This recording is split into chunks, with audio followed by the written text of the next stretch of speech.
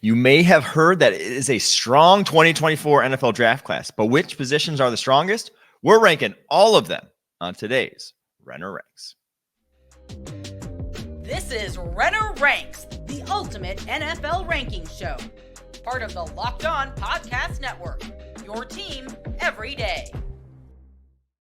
Welcome into today's episode of Renner Ranks, your go-to daily rankings podcast, part of the Locked On Podcast Network, your team every day. And a special thank you, special shout out to the everydayers out there. Do not forget to subscribe, like, follow YouTube, wherever you get your podcasts. I am, of course, your host, Mike Renner, NFL draft analyst over at The Messenger. And today's podcast is brought to you by PrizePicks, the easiest and most exciting way to play daily fantasy sports. Go to prizepicks.com/LockedOnNFL and use code all lowercase LockedOnNFL for a first deposit match of up to $100. As I said off the top, 2024 NFL draft class. If you haven't yet, go through all the top fives. I had a bunch of different guests on ranking them with me. Had some where I did them solo, but went through top five position by position. Now, that some of those were weeks ago. Some of those may have changed, but now we are breaking down which positions are the strongest in this class from 1 to 11. Quarterbacks, running backs, wide receivers, tight ends, interior offensive line, offensive tackle, defensive end, linebacker, cornerback, and safety. At some point, I think we're going to have to break off slot into its own position group, but this year is not quite that year, but maybe sometime in the future, it gets its own positional designation. Before right now, only 11 positions, and we're going to be going through ranking them 1 through 11. And we'll start at the top. Usually we count down from the worst to the best, but let's just start with the best because it's more interesting to talk about. To me, and it's not just the talent, I'll say not just the total talent, but it's year-on-year comparisons. Certain positions, whether it's quarterback, whether it's running back, are just going to have less, right? Because there's only one on the football field, whereas there's 3 cornerbacks on the field nowadays, most plays, 3 wide receivers on the field. You're going to have more guys that have top 100 grades. And so I'm going to give you how many guys are in the top 100 at each position currently on my draft board that has yet to be released. Hopefully next week or the week after, we'll be running my top 100 over at the Messenger, still TBD on that. But I'll give you how many guys at each position group are in the top 100, give you the list of names, how many are in the top 50 as well. And so we'll go through 1 through 11, start with the top one. And to me, it's the quarterback position. I think this is a special quarterback class in terms of the depth. 8 top 100 quarterbacks in this class as it stands right now.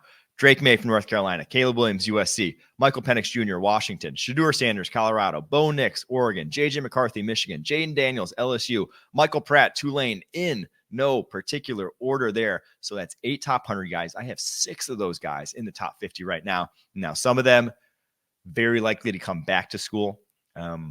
Even some guys I didn't mention in that, guys like Quinn Ewers from Texas, I imagine are coming back to school as well. Like there's a ton of talent in this class. Not all the guys can declare because there just aren't enough spots, right? Such a binary position that I don't think we'll see that many actually, when it's all said and done, get into this class. But the top 2, Caleb Williams, Drake May, we will be seeing them declare here shortly. If not, by the time this podcast is released, they'll have declared. And then guys like Michael Penix, Bo Nix have to. They got to come out. They've used up all their time. Bo Nix has been starting for 5 years in college. Dude, it's time to hang it up, get to the NFL. But it's a special quarterback class in terms of just the sheer depth. Would not surprise me if there are day 2 picks in this class that turn out to be franchise type of quarterbacks just because the sheer numbers game of it. All right, on to the next strongest position in this class. And I think the top 5 positions, I'll say it right now, the first 5 positions we're going to go through are very, very good classes for their respective positions. Number 2 is wide receiver. A night and day difference from a year ago. Right now, 14 wide receivers in the top 100. That's not crazy. That falls in line with a lot of other years, but 9 in the top 50 as it stands right now. So all the top 100 guys, going to list them off. You guys love when I do lists. Marvin Harrison Jr., Ohio State. Malik Neighbors, LSU. Keon Coleman, Florida State. Brian Thomas Jr., LSU. Xavier Worthy, Texas. Rome Odunze, Washington. Emeka Egbuka, Ohio State. Jalen Polk, Washington. Ladd McConkey, Georgia. Adonai Mitchell, Texas. Xavier Leggett, South Carolina. Roman Wilson, Michigan. Trey Harris, Ole Miss, and Troy Franklin from Oregon. Again, no particular order. If you guys want to see the order on those, Either go back and check out the top 5 podcast or check out the top 100 when it drops next week or the week after over at the Messenger. But man, especially the top of this class, Marvin Harrison Jr., obviously, I don't even want to say generational prospect. I think this year I'm going to make a rule for myself. At no point in time will I use the term generational. I like as an actual analysis. I'm going to use it to lampoon those that use it seriously to describe Marvin Harrison Jr. because he's an awesome, awesome prospect. We can call him the best prospect since Calvin Johnson. That really means nothing on a football field, right? Justin Jefferson has been the best wide receiver to start his career in maybe NFL history. He was 5th wide receiver off the board that year, 4th wide receiver off the board that year. We don't have to go through the song and dance of tabbing every guy generational. So no generational for me this year, but Marvin Harrison Jr., I'll just say it's as good a wide receiver prospect as you'll get in the class. Malik Neighbors, though, I think he's in that conversation of if Marvin Harrison Jr. didn't exist, this guy could be the number 3 overall pick. That's how good his tape has been this year. And then you have Keon Coleman from Florida State and Rome Odunze from Washington, who I'd be surprised if they snuck out of the top 15 at this point with what they bring to the table from a size, physicality, ball skills perspective. And then the kind of sleeper first rounder that I keep going back to, Brian Thomas Jr. from LSU. That guy's going to go in the first round. He's got unbelievable speed when he gets cooking, and he's got a little suddenness for a taller wide receiver. Jane Daniels is throwing to a couple of flat out dudes in that offense. Loaded wide receiver class. Guy I'm probably higher on than a lot of other draft analysts, and unreasonably so. Ladd McConkey from Georgia. You watch this guy's tape, he just gets it. He has the position down pat, and he might run a 4.3 something. He's got real deal deep speed. I have him as probably a second rounder at this point. So this wide receiver class, dude, it's good. It's good. Good year to be in need of one. Good year to be in need of one. All right, the next position. So we had quarterbacks 1, wide receivers 2, offensive tackle 3. Do you like the passing game? Do you like to throw the ball? This is the year for you. I'm looking at you, Chicago Bears, at the top of the draft, owning 2 top 5 picks right now. They're going to get a QB and they're going to get an OT or wide receiver. Things could not be better set up for that football team right now with where they're sitting in the draft. 10 offensive tackles in the top 100. Let's go through them. Olu Fashanu, Penn State. Joe Alt, Notre Dame. J.C. Latham, Alabama. Jordan Morgan from Arizona. Taliesa Fuaga, Oregon State. Patrick Paul from Houston. Amarius Mims from Georgia. Tyler Guyton, Oklahoma. Kingsley Suamata-Ia from BYU. And I'm going to butcher this guy's name, but I love his tape. Kieran Omegadeji from Yale. I think the only FCS prospect. No, there's another one. We got one more FCS prospect in this top 100, both though along the offensive line. So 10 guys there, 6 of those guys going to be in the top 50 on the draft board when it's all said and done. It's a one top heavy class. I think Olu Fashanu, Joe Alt are, I've said top 6 picks in this class. I think pretty firmly. Just watch their tape. Not a lot to dislike. When you're that good and you're at that valuable position, you go highly. All right. And then J.C. Latham, I said all right there like I was Nick Saban. J.C. Latham from Alabama. The traits on this man are top 10 sort of traits. And now does he go there? There's a lot of tackles. People could be thinking in this deep tackle class, maybe I get one in the second round that I like, maybe pass in the top 10 for different positions, but very, very good class. Now, put Amarius Mims on here from Georgia. I don't know if he declares, hasn't played a ton of football. So he's going to come back to school and maybe make himself a lot of money in doing so. But still, even if he comes back to school, there is more than enough tackle talent to go around. Next position, QB, wide receiver, OT, and now cornerback. So we had the guys that are throwing the football, helping you throw it. Now we get the guys that help you shut it down. 14, count them, 14 corners in the top 100, tied with wide receiver for the most of any position group in this class. 9 of them as well in the top 50. You have Josh Newton, TCU, TJ Tampa, Iowa State, Kalen King, Penn State, Cooper DeJean, Iowa, Nate Wiggins, Clemson, Kool-Aid McKinstry, Alabama, Quinyon Mitchell, Toledo, Denzel Burke, Ohio State, Terrion Arnold, Alabama, Kalen Carson, Wake Forest, Chris Abrams-Drain, Missouri, DJ James, Auburn, Mike Sainristil, Michigan, Kamari Lassiter, Georgia, A few of those guys I'll highlight right now: Chris Abrams-Drain, Mike Sainristil, and Terrion Arnold. Love them as slot converts. I mean, you can't even say converts. Some of them play in the slot as is right now, but those are the guys that you're targeting if you want a pure slot. I think Cooper DeJean could move to the slot as well and excel there. Could also play on the outside though. But that is 14 guys, 9 in the top 50. It is a loaded cornerback class. The only thing keeping why I put OT above corner on this is because the blue chip talent. There are those guys at the top of this tackle class that are flat out dudes, generational, if you will, tackles in this class. But I do think that maybe there's not a surefire Sauce Gardner, Derek Stingley type of prospect. But I do really love Nate Wiggins, Kool-Aid McKinstry, and Cooper DeJean's tape. If you're going to take one of those guys in the top 10, I don't think I'd push back too hard from you. I'm not sure I'm going to have top 10 grades on any of those three based off of their tape, but super talented dudes, surefire first rounders in their own right. After that, I'm not sure there's anyone I'd put a pin in and say they're definitely going the first round. Terrion Arnold has made his way up boards considerably this year in his first year as starter. He could make a play for that, but super deep on day 2. A lot of options to make plays in the second round of this draft class. All right. Before we get to the final 7 positions here, today's podcast is brought to you by DoorDash. Did the game go to timeout? Time to order in with DoorDash. Is it halftime? That's ordering time. 2-minute warning. You got it. That's your cue to order in. Order chips, dips, nachos, or everything you need to make your own nachos on DoorDash. Get it all delivered without missing the game. Kick back with unbeatable deals on everything you need for your watch party or tailgate. Score football season's best deals on groceries, restaurants, retail, and more. All your favorite restaurants and stores from retail to grocery are on the app, so you can shop everything you need to get game day ready. Get prepared before the game, stock up on your favorite appetizers, and order all your tailgate gear on DoorDash. Then get ready to watch your team win. I know I'll be actually going to Oku here in Nashville, a Japanese restaurant, but I know if maybe I get sick, I could I could order in on the DoorDash app. Get 50% off up to $10 value when you spend $15 or more in your first order when you enter the code LOCK23 on the DoorDash app.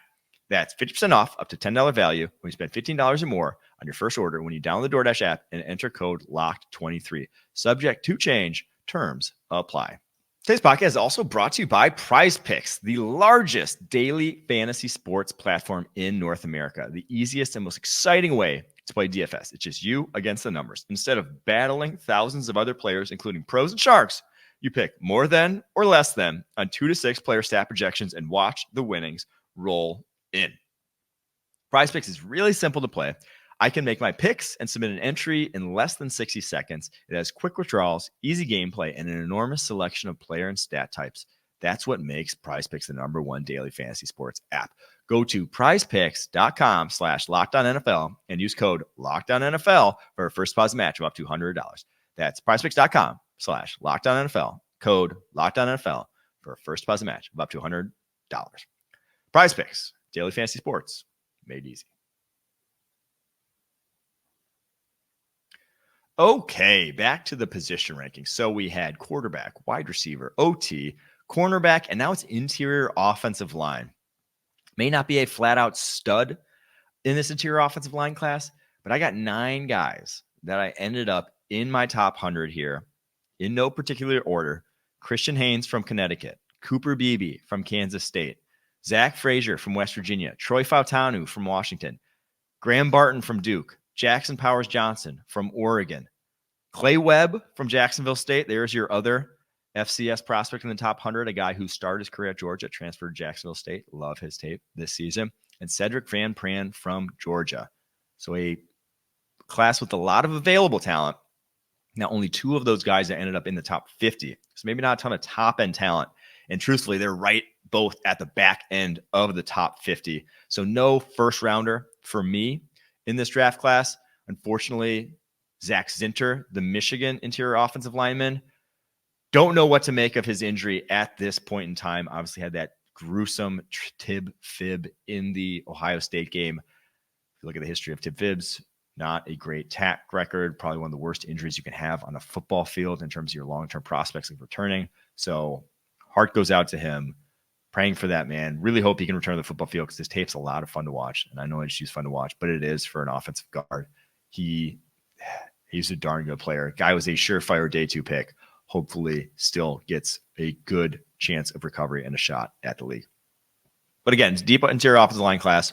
So if you're in need, I think round 2 of this year's class is going to be active. It's time to get active in round 2. There's going to be some dudes flying off the board. Wouldn't be surprised if I saw 5 or 6 names in the second round on the interior of the offensive line class, or even some of those guys I talked about in the tackle class being picked with the expressed intent of moving them into the interior. Next position, linebacker in this positional rankings. So what is this? The 6th one so far. Linebackers, so right in the middle. So I said the first 4 on this list I thought were special classes. I think it's a very good interior offensive line class. And I think it's probably a little bit of just an above average to average linebacker class at this point. I got 8 guys in the top 100. They are, in no particular order, Edgerrin Cooper from Texas A&M, Peyton Wilson from NC State, Danny Stutzman from Oklahoma, Barrett Carter from Clemson, Trevin Wallace from Kentucky, Jeremiah Trotter from Clemson, who just declared today, Edefwan Olafosio from Washington, and Junior Colson from Michigan. No particular order on those again. And if I have said a name, I just want to preface this right now. If I've said a name and he has said he's coming back to school at this point, please don't rake me over the coals. There's a lot to keep track of. I will get to them in time, the guys that have said maybe they're entering transfer portal, return to school. I've already taken guys like Dante Corleone from Cincinnati off the board, would have been a top 100 player, comes back to Cincinnati. So if I do say that, please let me know on Twitter very kindly, if you could, that I have missed up so I don't put it in print that they're top 100 players when they're coming back to school. But in this class, those 8 guys, top 100, 3 of those guys, top 50. I'll let you guys wait until that comes out, but I'll just say it right now. It's Barrett Carter from Clemson, Peyton Wilson from NC State, and Edgerrin Cooper from Texas A&M. I know I had Peyton Wilson 4th going in. If you go back and listen to the linebacker rankings, every single week the guy puts on. I could not keep him out of the top 50 despite the insane injury history that he has gone through over the course of his 6 years at NC State. That guy is a flat out dude. I'm taking him in the top 50. He's unbelievable tape, week in and week out. What he did against North Carolina again was just, you got to pick in that game. The guy's just a baller. All right, next position group here. So solid linebacker class. Probably, I don't know if anyone sneaks in the first round, though. We'll see. We shall see. Next position group, edge. And now, edge, I was hard to rank because edge is super top heavy this year. A lot of guys I like in the first round mix, a lot of guys I like in the top 15 mix, but then not a lot of day 2 edges that I've seen so far on tape that I'm going to go to bat for. So here's my top 10.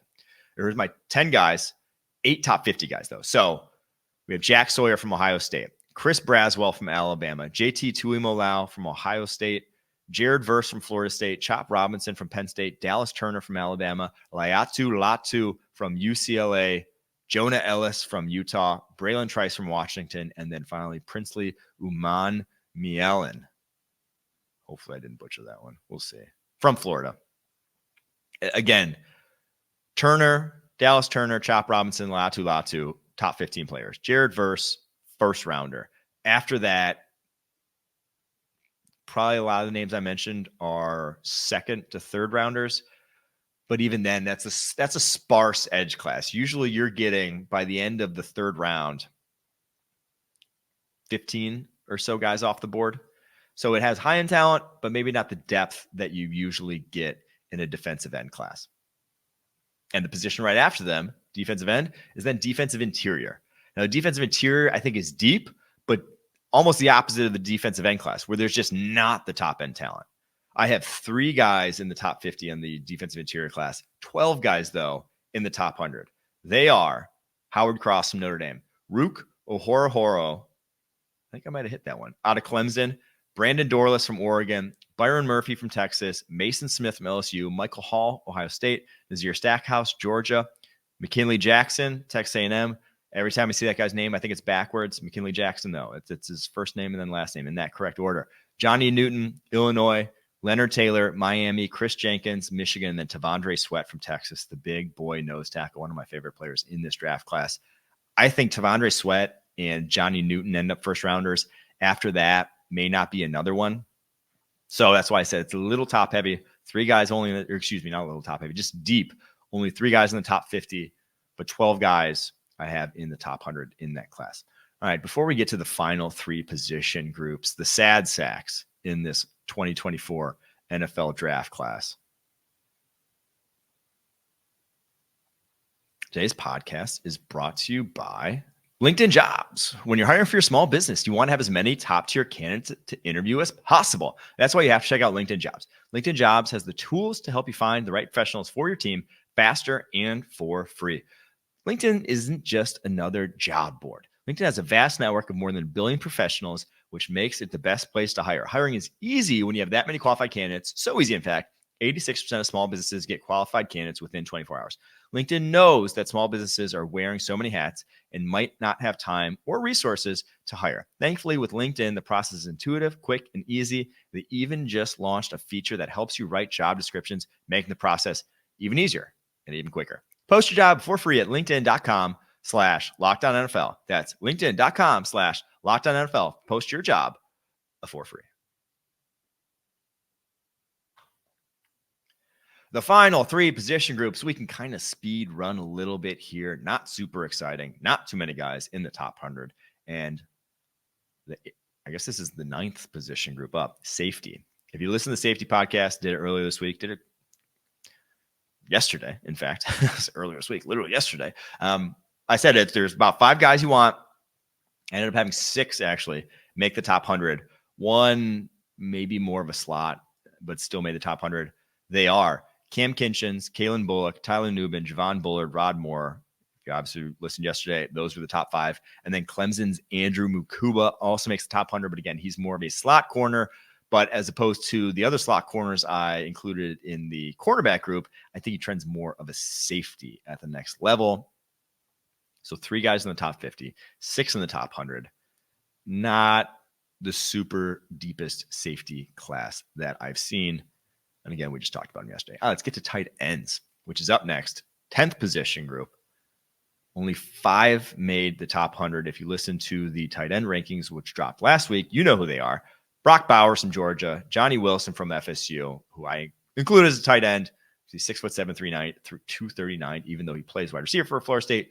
Dallin Holker from Colorado State, Cade Stover from Ohio State, and then Jatavian Sanders from Texas. So 5 guys, only one of those, only Brock Bowers in the top 50. So not going to be a fantastic running back class when that is the case.